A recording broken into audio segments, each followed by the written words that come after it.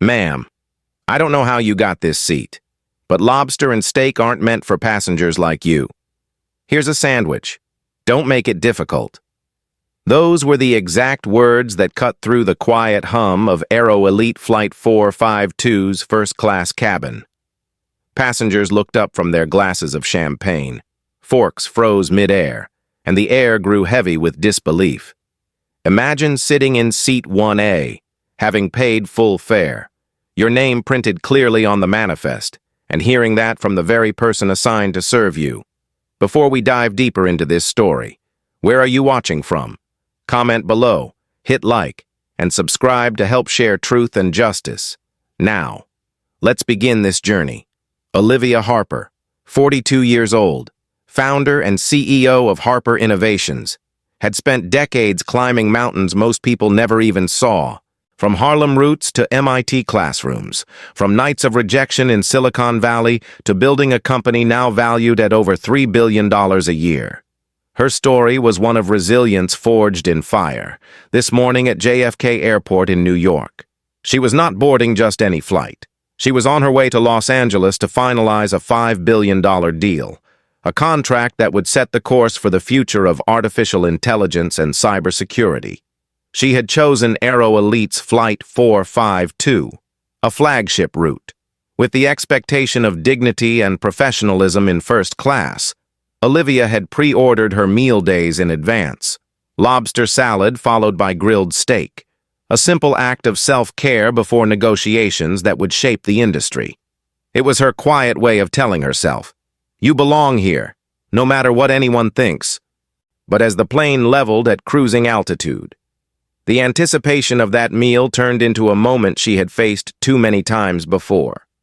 Disrespect wrapped in politeness, discrimination disguised as error.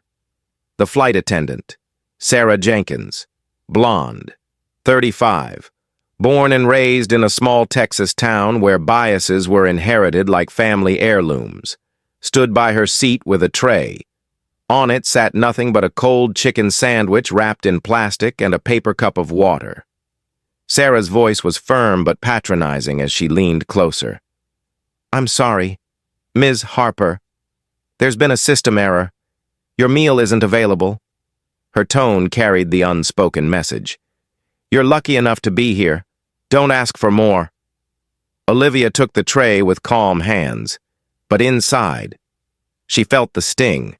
She had seen this pattern too many times, in boardrooms where she was mistaken for an assistant, at conferences where her name tag was ignored until she took the stage, and now, here, in seat 1A, where money and status were supposed to equal respect. She was once again reminded that her skin color could erase it all in a second. But Olivia was not the kind of woman to explode in anger. She had long learned that measured silence was sharper than shouting. She placed the sandwich on her tray table, pulled out her phone, and quietly opened an app designed by her own company. This was not just any app. Harper Innovations had created a discreet security and audit system for executives who traveled often. With a few taps, she scanned the attendant's badge, AE7421, Sarah Jenkins. Within seconds, a profile began to build. Employment history, prior complaints, internal reports. Olivia's eyes narrowed as she saw 4 complaints in the last 18 months, all from passengers of color, all describing similar treatment. The sandwich in front of her was no mistake. It was part of a pattern. At the same time, in Manhattan, her assistant Maya Ruiz received a coded message. Emergency audit, AE7421. Maya, 28, Latina, fiercely loyal, had been through her own battles with sexism in past workplaces. She knew exactly what to do. She logged into AeroElite's internal systems, digging into cabin footage, service logs, and complaint files. Within minutes, she messaged Olivia. "Confirmed. Jenkins has 4 complaints. Same behavior. This isn't random." Olivia's memory flashed back to 2010. She had been invited to a tech gala in San Francisco, dressed in her best evening gown, only to be mistaken for a server by a man who later tried to pitch for her investment. She remembered his shock when she told him she was the keynote speaker. That same fire stirred now. She would not let this pass. Around her, first-class passengers enjoyed caviar, champagne, lobster. Thompson, a venture capital CEO, clinked glasses with Ellis, a Wall Street analyst, while Ramirez, another businessman, laughed at a joke about tough clients. Sarah glided between them, her smile warm, her hands quick. Olivia timed her. 25 seconds from order to delivery for the white passengers. For her. It had been 4 long minutes and the wrong meal. Every detail was evidence. Every moment was a record. Sarah leaned toward her colleague, Daniel Hayes, a 40-year-old attendant with a reputation for smug indifference. Olivia caught the whisper as she adjusted her smartwatch to record. What's she doing in 1A? Probably just lucky. Daniel smirked. Ignore her. She'll eat the sandwich and stay quiet. Their words hung in the air like poison, meant to stay hidden but now preserved forever in digital clarity. Olivia didn't flinch. She sipped her water, eyes calm. But her mind raced. She knew this wasn't about one sandwich. This was about every boardroom where her voice had been dismissed, every classroom where her hand had been ignored, every airport lounge where she had been second-guessed. This was about the unspoken rule that power had a color, and she was rewriting that rule in real time. She typed a quick note to Maya. Expand audit. Look into Daniel Hayes. Maya replied moments later. On it. Data began streaming. Daniel, too, had prior warnings. 3 for inappropriate comments. 2 for service negligence. A pattern of bias and arrogance. Together. Sarah and Daniel were symbols of a deeper rot inside AeroElite's polished brand. Olivia opened a secure folder and began drafting a preliminary report. Service time disparities, complaint records, whispered comments captured on audio. She compiled it all, attaching screenshots and charts Maya had generated. Then she sent it directly to Robert Kane, AeroElite's CEO, with the subject line, Urgent Bias Audit, Flight 452, Seat 1A. She leaned back, not with anger, but with a calm resolve that unnerved anyone who underestimated her. This was no longer just about a meal. It was about accountability. And Olivia Harper had never lost a battle when truth was on her side. As the engines hummed over the Midwest, Sarah whispered again, She's lucky to even be here. Olivia glanced out the window, the clouds glowing under the morning sun. Lucky? No. She was prepared, determined, and ready to turn a cold sandwich into a firestorm that would shake an entire airline. This was just the beginning. The cabin settled into its mid-flight rhythm, but for Olivia Harper, every sound carried weight. Every whisper became a clue. Every detail mattered. The hum of the engines mixed with the soft clink of cutlery. Passengers laughed over champagne, and attendants moved with practiced grace. But she noticed the difference. She always did. Sarah Jenkins floated toward Thompson and Ellis with caviar and a refill of vintage Dom Perignon. Her smile wide, her voice cheerful. 25 seconds. Olivia counted in her mind. From request to delivery, when Olivia herself had asked for her pre-ordered meal. It had taken 4 long minutes and ended with a cold sandwich tossed down like an afterthought. That disparity was no accident. It was the kind of bias that hides in the cracks of professionalism, subtle enough for deniability, sharp enough to leave scars. She tapped her smartwatch, setting it to record every motion, every word, because experience had taught her one truth: evidence, silences, excuses. Sarah leaned over Daniel Hayes, whispering as though Olivia couldn't hear. What's she doing in 1A? Probably just lucky, right? Daniel smirked, brushing a hand across his neatly pressed uniform. Ignore her. People like that complain, but they don't matter.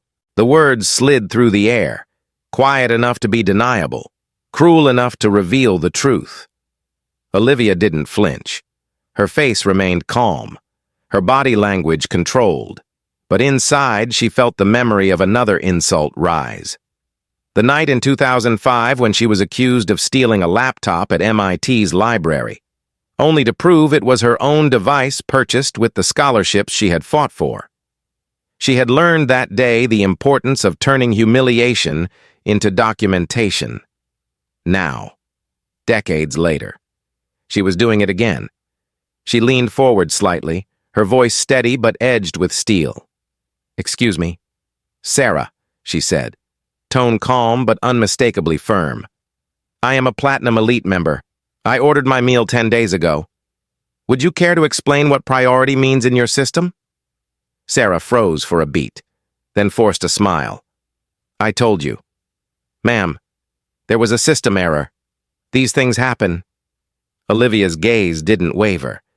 System errors don't decide who waits 4 minutes and who waits 25 seconds. The passengers nearby shifted uncomfortably, sensing tension they weren't used to in the polished air of first class. Thompson muttered to Ellis, "Always someone trying to make trouble." Ellis chuckled quietly, shaking his head. She should just eat the sandwich. Olivia heard them, stored their words, and pressed her smartwatch to confirm the audio had been captured. Thousands of miles away in Manhattan. Maya Ruiz worked quickly. Olivia's coded message had reached her, and she was already pulling data from AeroElite's back-end systems.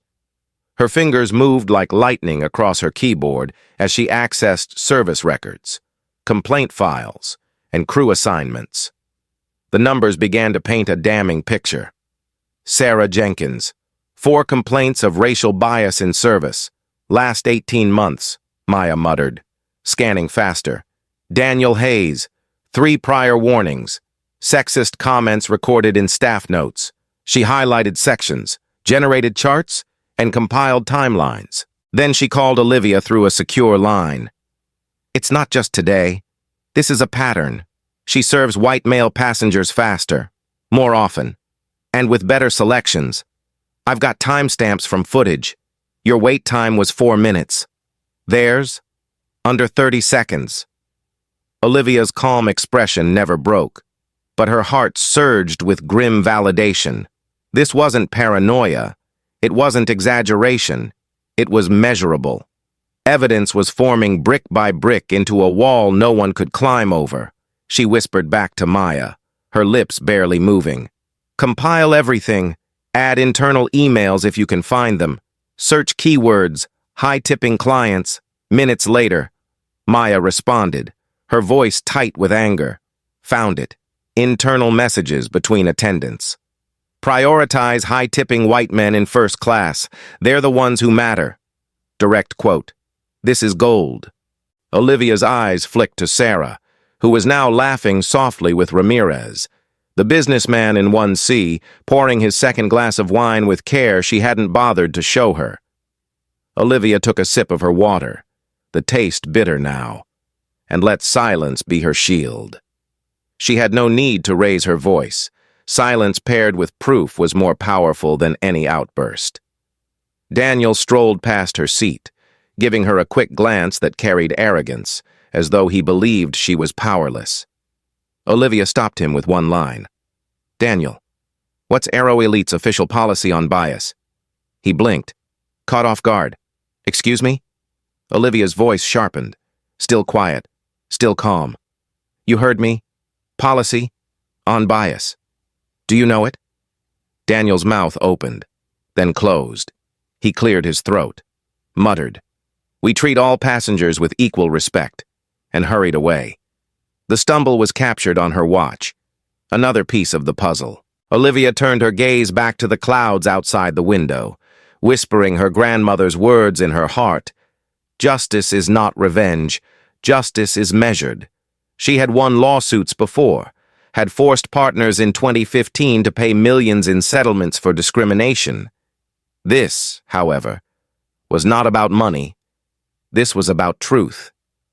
Maya's voice came again, steady but urgent. "I'm compiling a 12-page report, graphs, complaint histories, Crew analysis. It'll be ready before you land. I'll send it straight to Robert Kane's inbox. He can't ignore this, Olivia whispered back. Add the recordings, every word, every delay. Make it impossible to dismiss. Around her. The privileged air of first class continued. Thompson adjusted his cufflinks. Ellis scrolled through stock updates.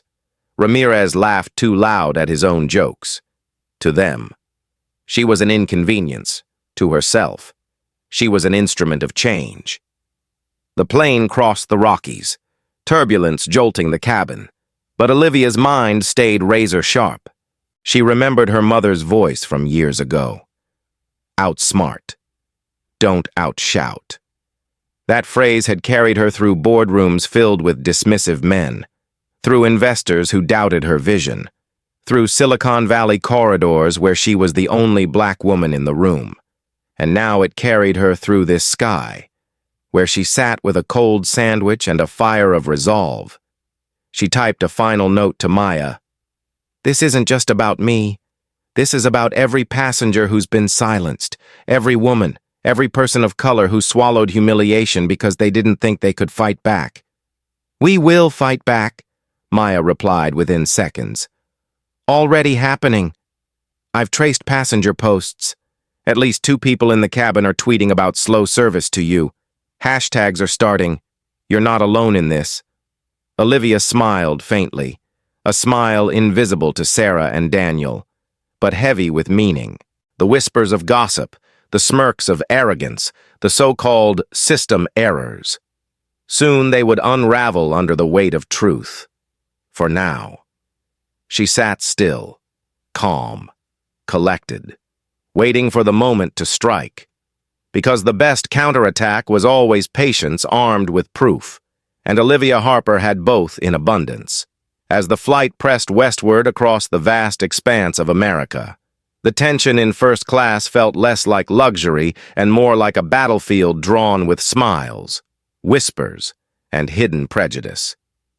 Olivia Harper sat steady in seat 1A, her expression calm, her presence unshaken. But behind that exterior, a storm of calculation brewed. She was no stranger to humiliation disguised as oversight, no stranger to bias cloaked in politeness. Yet, this time she held every advantage: technology, preparation, and the patience to strike when her evidence was undeniable. She opened her phone once more, secure app humming quietly, and reviewed the growing case file Maya Ruiz was assembling in Manhattan, charts of service times, logs of prior complaints, screenshots of biased internal emails. It was all piling up. Maya's voice came over the encrypted line, sharp with focus. Olivia, I've cross-checked Sarah's service patterns over her last 20 flights. She has a 92% bias index. That means in nearly every case, she delayed or downgraded service for passengers of color compared to white passengers. Daniel isn't far behind. His name shows up in 3 incidents where complaints were marked, resolved with warning. Olivia absorbed the numbers, her mind linking them to the whisper she had captured earlier. The smirk on Daniel's face, the dismissive tone in Sarah's voice. This was no isolated incident. This was systemic, a cancer inside AeroElite's reputation. She thought back to her grandmother, who had grown up the granddaughter of a freed slave, who always told her, justice is not about anger. It is about precision. Revenge shouts. Justice whispers until the world can't ignore it. Those words became her compass now. She did not need to raise her voice. She needed to cut with precision. She leaned slightly forward, catching Daniel's eye as he passed by again. Her voice was calm, almost gentle, but the words carried weight. Daniel, what's your company's stance on racial bias? Could you explain it clearly? His eyes flickered with unease. He hesitated, muttered something vague about treating passengers equally, and quickly walked away. Olivia marked the time, the response, and pressed a button on her watch. Another piece of evidence captured, across the aisle. Thompson and Ellis chuckled quietly. convinced she was making a fuss about nothing. Seat 1A must be cursed, Ellis whispered to Thompson, both men laughing into their champagne. Olivia let the laughter pass like smoke. She had no need to argue with them. Soon, they would witness the weight of truth. Meanwhile, Maya worked furiously in Manhattan. She dug deeper, finding that Daniel had posted comments online years ago mocking diversity programs, calling them political stunts. She attached screenshots to the report, highlighting his history of dismissive behavior. The report had already grown to 12 pages, filled with charts, time analyses, and annotated evidence. Maya messaged Olivia, "Draft ready, sending to Robert Kane now."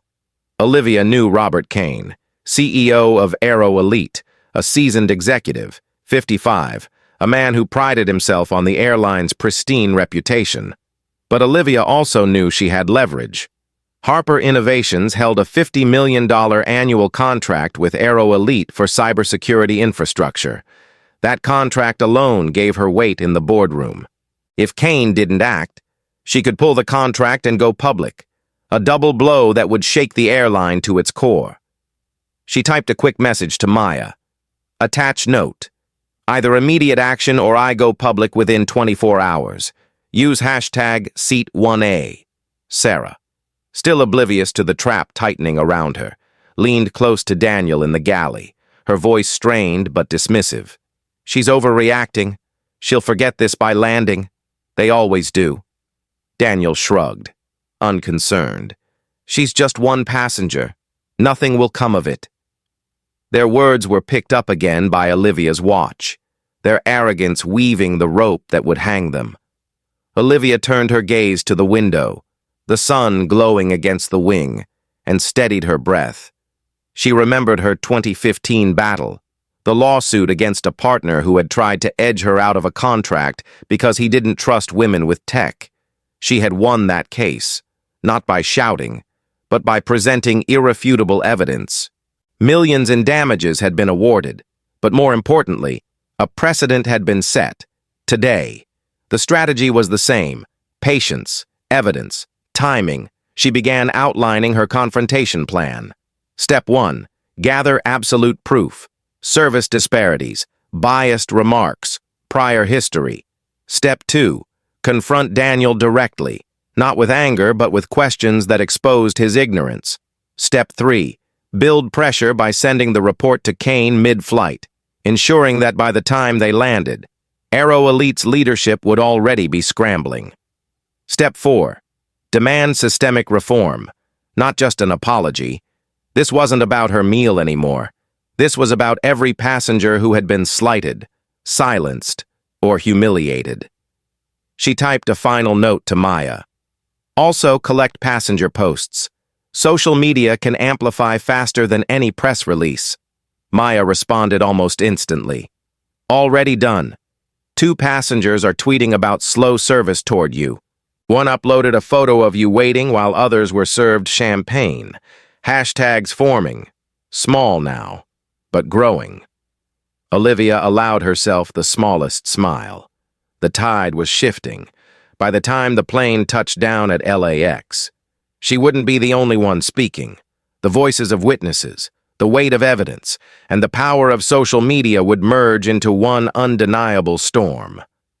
Sarah reappeared at her seat, dropping a napkin with the forced smile of someone pretending nothing was wrong. Anything else I can get you? Ma'am? Olivia looked up, her gaze steady. Yes. Your name is Sarah Jenkins, correct? Badge AE7421? The color drained from Sarah's face. How do you know that? Olivia's voice remained calm. I make it my business to know who serves me. Sarah muttered something about privacy, but her confidence cracked. Daniel watched from the galley, uneasy now, sensing a shift he couldn't name. Olivia folded her hands over the untouched sandwich, her voice soft but cutting. The thing about bias is, it always believes it's hidden, but technology sees what bias hopes to bury, and once the evidence exists, denial is impossible. She didn't need to say more. The message was clear. the trap nearly complete. The plane began its slow descent into California skies, the announcement of the captain echoing through the cabin. "Ladies and gentlemen, we'll be landing in Los Angeles in about 30 minutes. Please fasten your seatbelts for most passengers." It was a routine landing for Sarah and Daniel. It would be the beginning of an unraveling. For Olivia, it was the moment she had prepared for her entire life, the chance to turn humiliation into transformation. She closed her phone, secure in the knowledge that Maya's report was already sitting in Robert Kane's inbox, its subject line bold, its contents undeniable. She whispered to herself, her grandmother's words steadying her heart once more. Justice whispers, until the world can't ignore it. This was her counterstrike plan, not with fury, but with truth, precision, and timing that would leave no room for excuses. And as the city of Los Angeles appeared beneath the clouds, Olivia Harper knew the moment of reckoning was only minutes away. The plane glided over the Midwest sky, steady in its course, but inside seat 1A, Olivia Harper was anything but idle. What had begun as a simple insult, a cold sandwich in place of her pre-ordered lobster and steak, was now transforming into a case file that could dismantle a crew and shake an airline's reputation. With every minute, her assistant Maya Ruiz in Manhattan uncovered more on Olivia's secure line. Maya's voice came through, calm but tight with urgency. "Olivia, I dug deeper into Sarah Jenkins. It's not just 4 complaints, it's 6, spanning 2 years, all from passengers of color, different routes, same behavior. She consistently downgraded meals, delayed service, or made dismissive comments. 3 of those cases ended in written warnings that were quietly buried by management." Olivia closed her eyes for a moment, letting the weight of it settle. 6 complaints. A pattern not only visible but undeniable. She thought of the passengers who had endured this treatment and said nothing, thinking they were alone, thinking their voices would never matter. She whispered back, "Send me the files." Every word. Seconds later, her phone buzzed. Documents filled the screen, summaries, transcripts, signatures from supervisors who chose to minimize bias rather than confront it. Each one a mark against Sarah. Each one a testament to a system that looked away. Maya didn't stop there. Daniel Hayes. She continued, her fingers flying across her keyboard in New York, has multiple notes in his personnel file. 2 female flight attendants lodged complaints for sexist remarks in crew lounges. One report quotes him saying women should stick to serving, not flying. The complaints went nowhere. He also had a disciplinary note for ignoring a disabled passenger's request for assistance, labeling them as needy. Olivia's grip on her phone tightened. This wasn't just bias. It was a pattern of cruelty wrapped in uniform. She thought of Maya herself, who years earlier had been denied a promotion at her previous job because her boss claimed customers preferred men. Olivia had hired Maya not just for her skills, but because she knew what it felt like to fight uphill battles no one else could see. She whispered into her watch, her tone firm but compassionate. "Maya, this isn't only about me. This is for all of us who've been told to swallow injustice quietly. This report is our voice." Maya's reply came fast. "Already drafting the final file. I've attached service time disparities, complaint records, even internal chat logs where Sarah wrote about preferring high-tipping white men. We now have audio, video, and written proof. I'm marking it for legal review. This isn't a request anymore. It's a demand." Olivia allowed herself a breath, her gaze fixed on the clouds below. Her mother's words echoed in her memory. Outsmart. Don't outshout. That wisdom had saved her countless times. From hostile boardrooms to biased negotiations, now, once again. Silence armed with evidence would be her weapon. In the galley. Sarah paced nervously, sensing something but unable to name it. She whispered to Daniel, "She keeps watching me. I think she knows something." Daniel shrugged. sipping water with casual arrogance. She's bluffing. They all bluff. Management never cares. Don't worry, it'll pass. Sarah shook her head, her stomach tightening. But she asked for my badge number. She said my name out loud. How did she know? Daniel leaned back, smirking. She's just trying to scare you. They had no idea their whispers were being captured, their words preserved in crystal clarity by Olivia's watch. Olivia tapped another note into her phone. Final report to Robert Kane. Deadline for response. Immediate suspension upon landing. She knew Robert, knew his weakness. He valued reputation above all else. A scandal like this, hitting social media, trending with the hashtag Maya had suggested, hashtag Seat1A, would spread faster than any damage control. Olivia's message was already clear. Act before this lands in the public square. The flight crossed into western skies, the sunlight pouring through cabin windows, golden against leather seats and champagne glasses. Passengers remained oblivious to the storm brewing. Thompson whispered to Ellis, "She's still at it," tapping on her phone like she's filing a lawsuit. Ellis chuckled. Dismissive. These people always threaten, never follow through. Olivia heard every word, noted the arrogance, and stayed silent. She had learned long ago not to waste energy on bystanders. When the hammer fell, even they would feel the shock. Maya's voice returned, stronger now. Olivia, I just got word from an inside source. Kane has already seen the report. He's in Chicago right now. Called an emergency meeting with the regional director. They're discussing immediate suspension of the crew after landing. Olivia's lips curved slightly. Good. But don't let them think suspension is enough. Prepare a public deadline. If systemic reforms aren't announced within 24 hours, we go public with everything, Maya replied without hesitation. Already drafting the press release. You'll have final approval. Olivia leaned back, the sandwich untouched before her, and gazed at the skyline of memories behind her eyes. She thought of the young Olivia at MIT, accused falsely of theft. The young CEO turned away from investors who couldn't see past her skin.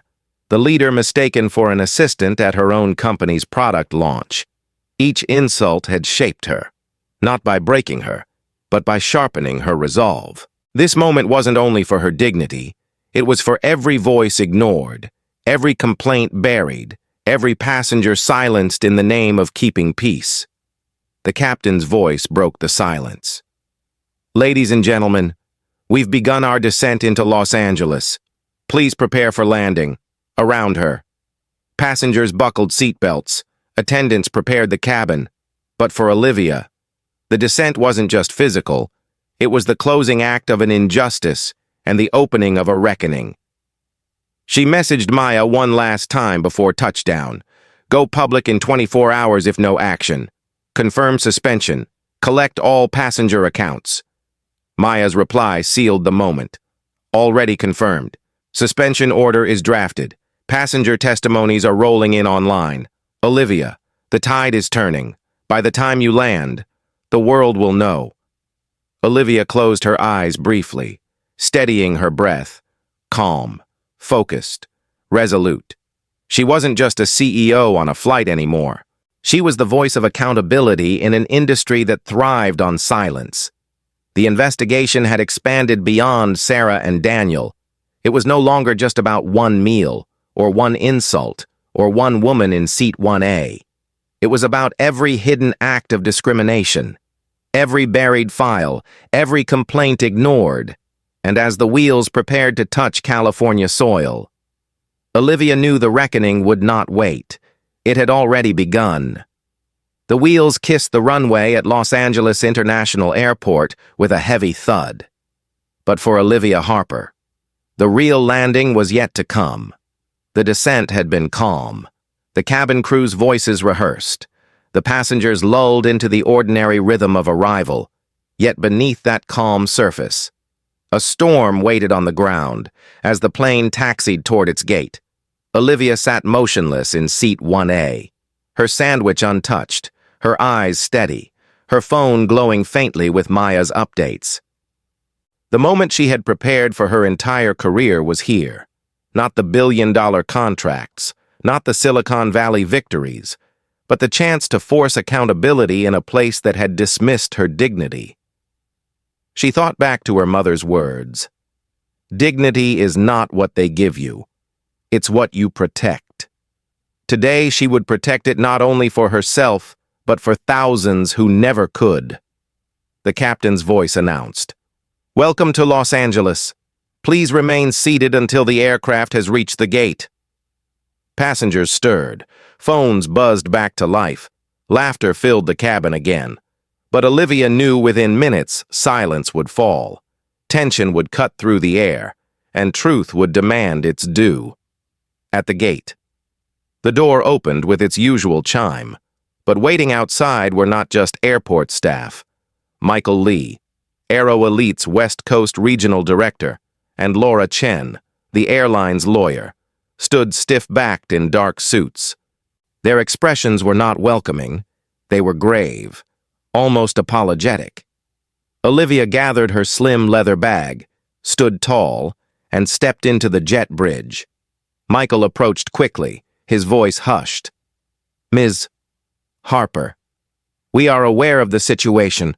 We'll be handling it immediately. We deeply apologize." Olivia's gaze didn't waver. "Apologies aren't enough. Mr. Lee, what matters is what you do next, behind her."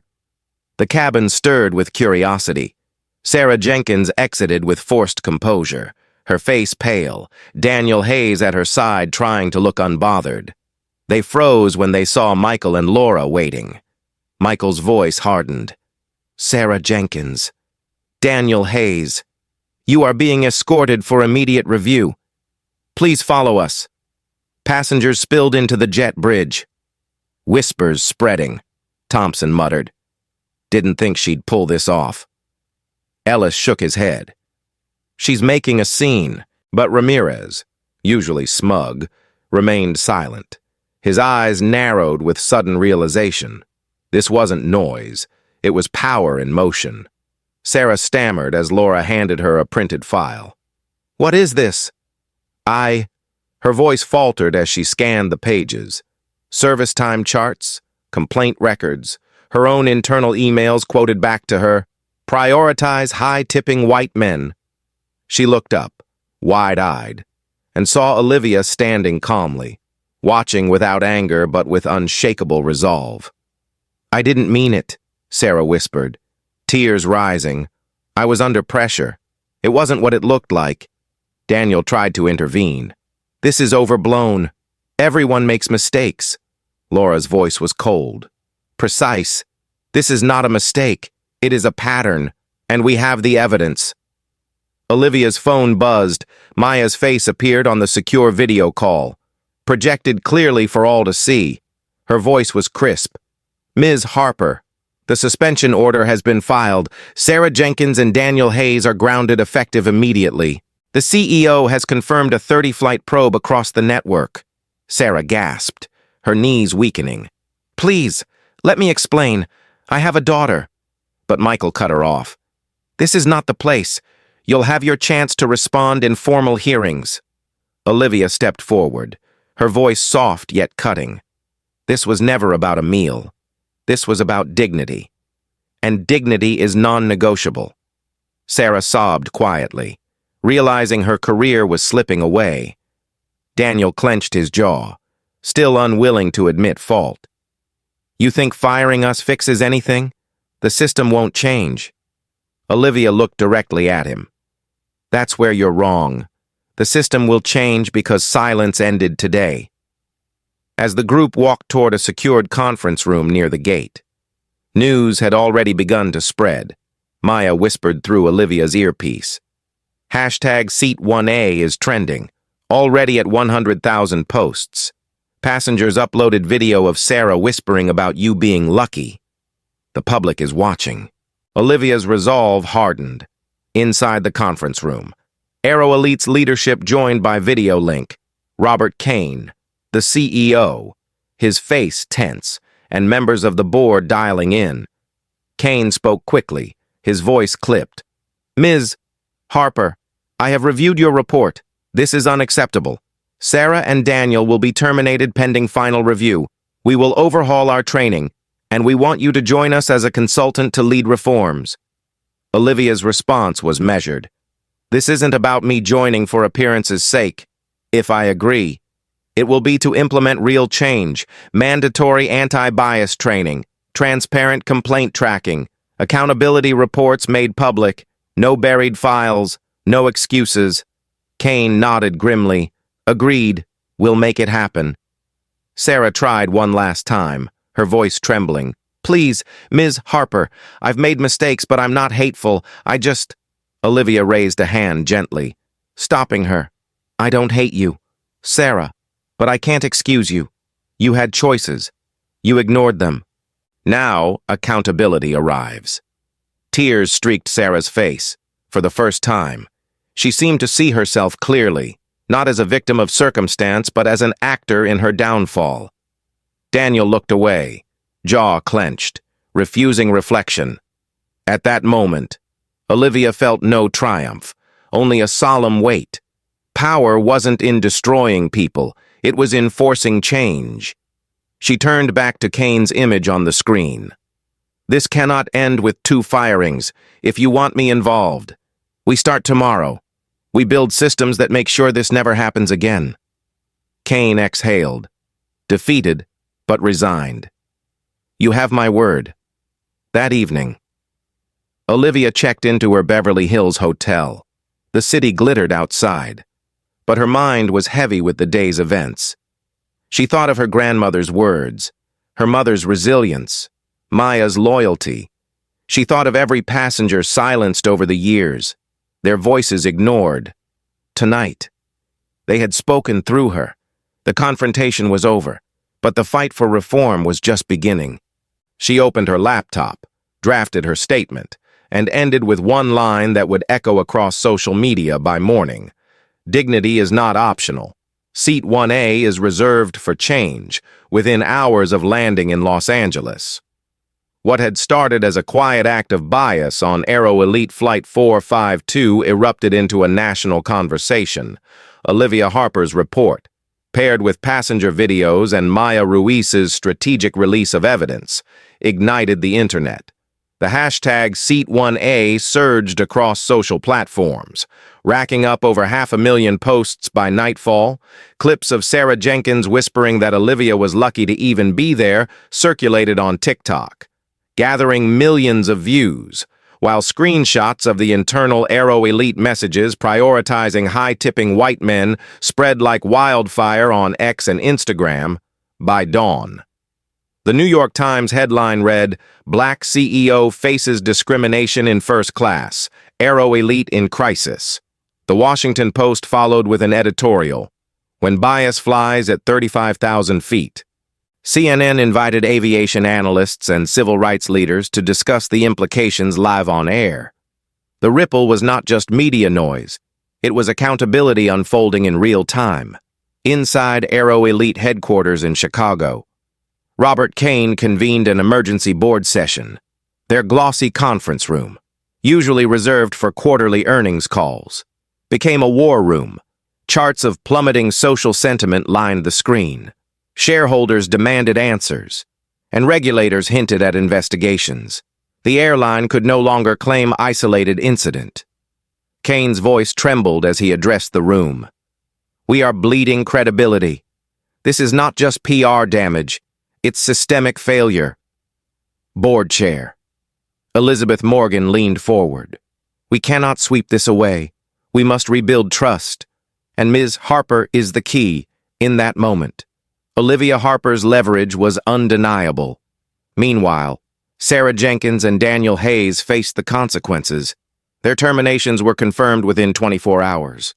Sarah, devastated, sat in her small Los Angeles apartment staring at the official notice on her phone. Tears streamed as she whispered to her daughter, "I lost my job." For the first time, she confronted the reality that her small biases were not invisible. They had destroyed her career. Therapy sessions began soon after, and in time she would seek redemption by volunteering at an anti-bias nonprofit. Daniel, however, remained defiant to friends. He called the scandal an overreaction, but no airline would hire him again. His record was too public, too damning. For Olivia, the confrontation wasn't about vengeance. It was about transformation.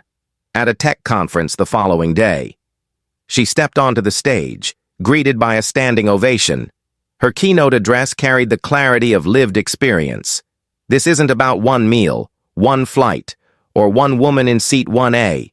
This is about a system that normalizes silence. We are done being silent. Her words reverberated across the industry.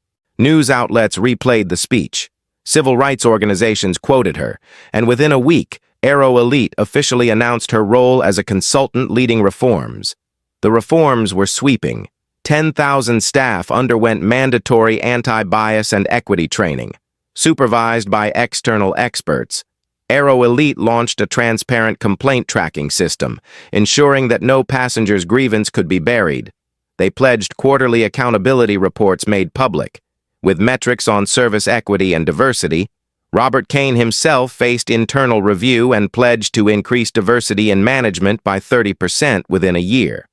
Stock analysts initially predicted a downturn, but customers rallied. Finally, one frequent flyer wrote, "An airline that admits failure and chooses change." Bookings rebounded within weeks, proving that accountability could build stronger loyalty than denial. Maya Ruiz, once the loyal assistant working behind the scenes, stepped into the spotlight. Olivia publicly credited her for the digital forensics that made the case undeniable. Kane offered Maya a formal promotion as chief technology consultant for AeroElite's audit systems, a recognition of both her talent and resilience. For Maya, who had once been sidelined in her career due to sexism, the moment was personal triumph. She texted Olivia late one night, "We didn't just fight for justice, we built a new system." Olivia replied simply, "And it's only the beginning." The ripple spread beyond AeroElite. Competitor airlines, fearing similar scandals, voluntarily implemented reforms. Delta, United, and Horizon all announced enhanced bias monitoring, digital reporting systems, and partnerships with civil rights organizations. In just 3 months, industry watchdogs reported a 40% reduction in discrimination-related complaints. The numbers told a story of progress, but it was Olivia's quiet insistence on action that gave those numbers life. In the broader public sphere, #Seat1A became a symbol. Social media filled with stories of everyday people recalling their own experiences. Black mothers overlooked by attendants. Latina travelers questioned about their tickets. Asian passengers stereotyped and dismissed. Thousands of posts carried the phrase, "This is my #Seat1A moment." It was no longer just Olivia's fight, it had become a collective reckoning. Churches preached about it, universities studied it, and high school students debated it in classrooms. Sarah, in her quiet path toward redemption, began speaking at small community gatherings. "I thought my words didn't matter." She confessed to one group, but they did. They shaped how I treated people. And now I live with the consequences. The honesty, though painful, began to heal her fractured sense of self. She was no longer a flight attendant, but she was becoming something else, a cautionary tale, and perhaps one day, an advocate. Olivia, meanwhile, launched the Harper Dignity Fund, pledging $1 million to combat discrimination in corporate and service industries. Grants supported training programs, scholarships, and advocacy groups within weeks. The fund had received donations from CEOs, celebrities, and ordinary citizens moved by the story. Olivia's message was simple: bias doesn't end with a policy. It ends when we all decide silence is no longer acceptable. At Harper Innovations, the ripple was just as powerful. Employees felt pride that their CEO had not only defended her dignity, but had redefined accountability for an entire industry. Internal surveys showed a 20% increase in staff engagement, a rare leap in corporate culture. Investors praised Olivia's leadership not just for financial vision, but for moral clarity. The company's valuation surged, proving that ethics and profit need not be enemies. By the end of that week, Olivia walked through LAX once more, this time not as a victim of bias, but as a leader of reform. Travelers recognized her, some stopping to say thank you, others simply nodding with respect. She did not bask in fame. She carried the weight of responsibility. Seat 1A had become more than a number. It was a reminder etched into public memory, Olivia whispered to herself. It was never about a seat. It was about a voice. The fallout had begun with humiliation, but the ripple effect transformed humiliation into a movement. In the months to come, the plaque reserved for change would appear in AeroElite's first-class cabins, a silent reminder that dignity belongs to everyone. And Olivia Harper's name would forever be tied to a simple truth. Power is not in the noise of outrage, but in the precision of action, the patience of evidence, and the courage to demand better. 3 months later, as the crisp light of another September morning filled the first-class cabin of AeroElite Flight 452, Olivia Harper once again took her seat in 1A. This time, the tray before her did not hold a cold sandwich, but a small engraved plaque gleaming against the leather, reserved for change. The gesture was quiet, almost humble, but its symbolism thundered. The seat that once carried humiliation now carried history. As the crew moved with respectful efficiency, Olivia felt the weight of what had unfolded since that day in New York. The incident had ignited more than just firings or headlines. It had reshaped the entire conversation about dignity in the air and beyond. She remembered the firestorm of those first weeks, hashtag Seat 1A dominating social platforms, AeroElite's swift reforms, the Harper Dignity Fund swelling with donations. But as weeks turned into months, what mattered most was not the noise, but the transformation that settled into daily life. Small changes multiplied across thousands of flights and millions of passengers. Complaints had dropped, training programs flourished, accountability reports were published openly. For the first time, passengers of color and women traveling alone reported feeling visible, respected, heard. That was the real legacy, quiet shifts that would outlast headlines. As Olivia leaned back, her phone buzzed with a notification. It was a letter she had written to a 16-year-old girl in Chicago, now posted publicly with permission. The girl had written to her weeks earlier. "I'm scared to speak up at school. I don't think people listen to girls like me." Olivia's reply had been firm yet gentle. "Act at the right time. Don't stay silent.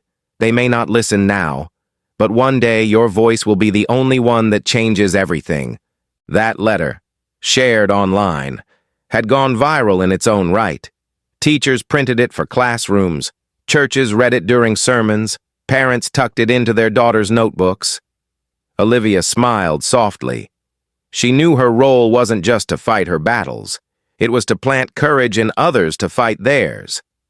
Across the aisle, a middle-aged man glanced at her, recognition dawning. He whispered to his wife, "That's the woman from Seat 1A. But unlike before, there was no smirk, no doubt, only respect. Olivia nodded politely, returning to her notes for the upcoming conference in Los Angeles, where she would speak not about AI or cybersecurity, but about accountability and reform. Her reputation as a CEO had grown, but now she carried something larger, a role as a cultural leader, an example of dignity wielded as power. Meanwhile, Sarah Jenkins had begun her own quiet journey of redemption. Fired and disgraced, she had nearly lost herself in bitterness, but therapy opened her eyes to the roots of her prejudice. By the second month, she had joined an anti-bias nonprofit, speaking not as a victim but as someone who had contributed to the problem. "I thought my actions didn't matter," She confessed to a room of volunteers. But they did. I hurt people without even knowing. I can't erase what I did, but I can stop others from repeating it. Her sincerity began to resonate, slowly. Sarah was building a different legacy, not of arrogance, but of responsibility. Olivia, hearing of Sarah's progress through Maya, felt no malice. Redemption matters too. She told Maya, "We need stories of change, even for those who failed." Daniel Hayes, by contrast, refused to reflect, blacklisted from the airline industry. He drifted from job to job, convinced the world had turned unfairly against him. His defiance became his prison, and his name a reminder of arrogance unrepented. For Olivia, he was no longer her concern. The lesson was clear. Not everyone chooses change. At AeroElite, reforms became culture rather than crisis management. The Harper standards, as staff began to call them, were taught in every new training session: equity in service, transparency in complaints, dignity without exception. Quarterly reports tracked measurable progress, with graphs showing sharp declines in bias-related incidents. Passengers noticed. Travel blogs praised the airline's turnaround, some calling it the AeroElite awakening. What once was scandal had become a blueprint for the industry. Other airlines adopted similar reforms, and soon the Department of Transportation cited AeroElite as a case study in corporate accountability. Harper Innovations, Olivia's company, flourished in parallel. Investors were proud to be associated with a leader who balanced profit with principle. Clients increased contracts, not only for technology, but for consulting on ethics in corporate systems. Olivia never marketed herself as a diversity leader, yet her actions had positioned her as exactly that. Maya Ruiz, now promoted and recognized, became the architect of AeroElite's new audit systems. Her work celebrated at industry conferences. She often repeated Olivia's words, "Technology doesn't end bias, but it removes the shadows where bias hides." On the personal side, Olivia found peace in knowing her fight had meaning beyond herself.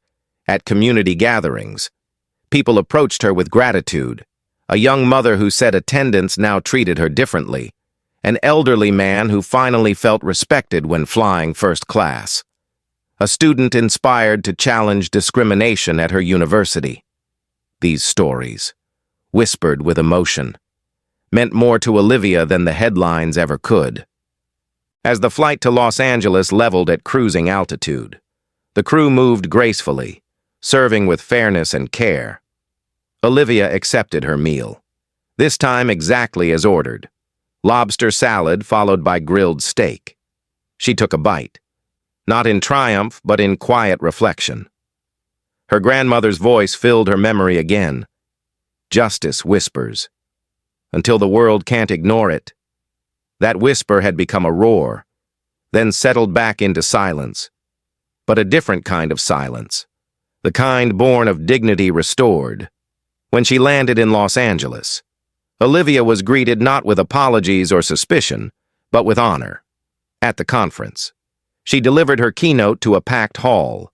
"The lesson of seat 1A, she said. Is that true? Power doesn't need shouting. It needs clarity, patience, and courage. Silence in the face of injustice protects no one, but evidence, action, and resolve transform everything." The audience rose in applause, some with tears, others with renewed determination. Her words were no longer just her story. They belonged to everyone listening. Later that evening, in her Beverly Hills hotel room, Olivia opened her journal. She wrote one final reflection about the journey. "I was given a sandwich when I had ordered steak. They thought they diminished me. But what they handed me was not humiliation. It was the beginning of change. Seat 1A no longer belongs to me. It belongs to anyone who refuses silence. It belongs to every voice waiting to be heard." She closed the journal, set it beside her, and gazed out at the Los Angeles skyline. The lights shimmered, alive with possibility.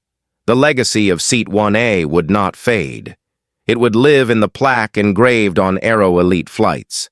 It would live in passengers who felt seen, in workers trained to honor dignity, in industries now measuring equity not as a slogan, but as a standard.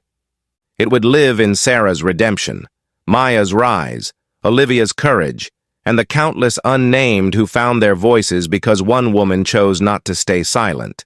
And the lesson, simple yet eternal, would echo for generations. True power does not shout. True power acts at the right moment and leaves a world forever changed. Thank you for watching and supporting this channel. Your encouragement means so much. If this story moves you, drop a comment, hit like, subscribe, and turn on notifications so we can share more truths and justice together.